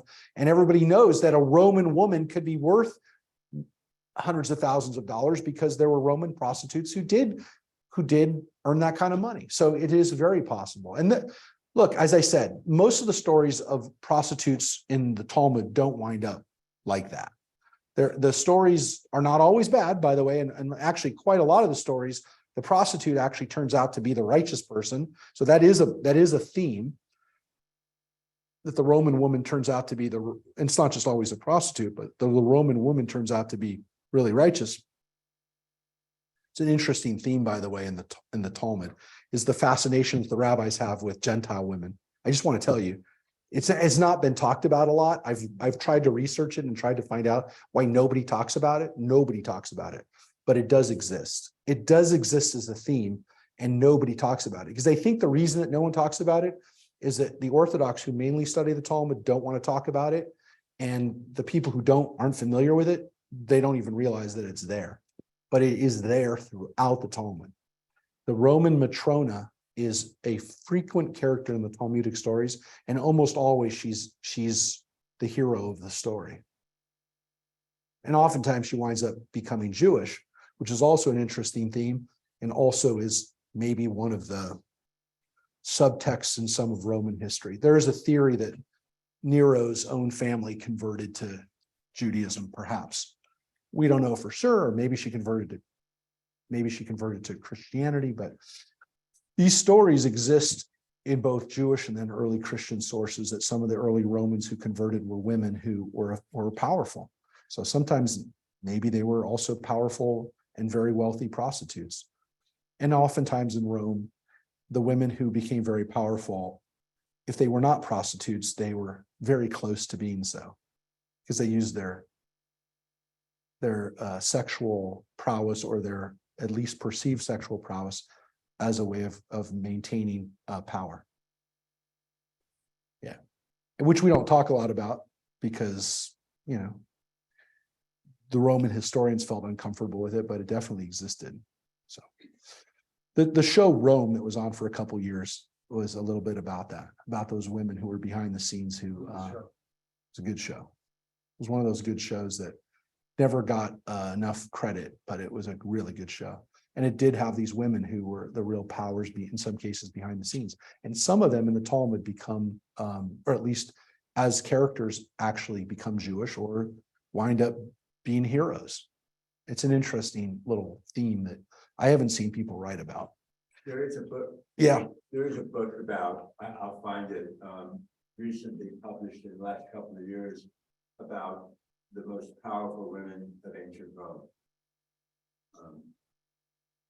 It's a good thought, but I love that. Like I said, I love that midrash. So next week, when we come back, we will be reading Korah, which is another wonderful story from the book of Numbers, which is oftentimes read usually in about June. This year, we'll be reading this section in Israel for our B'nai Mitzvah that are going to be going with us in June. We're going to be reading this section of Korah. And this is the story of the revolt against Moses. And what's wonderful about this story is that it teaches us a lot about the nature of leadership, the nature of people who argue with leaders, the nature of debate, the nature of differing opinions, of ego and leadership. And guess what? Pretty relevant. It hasn't become less relevant over time.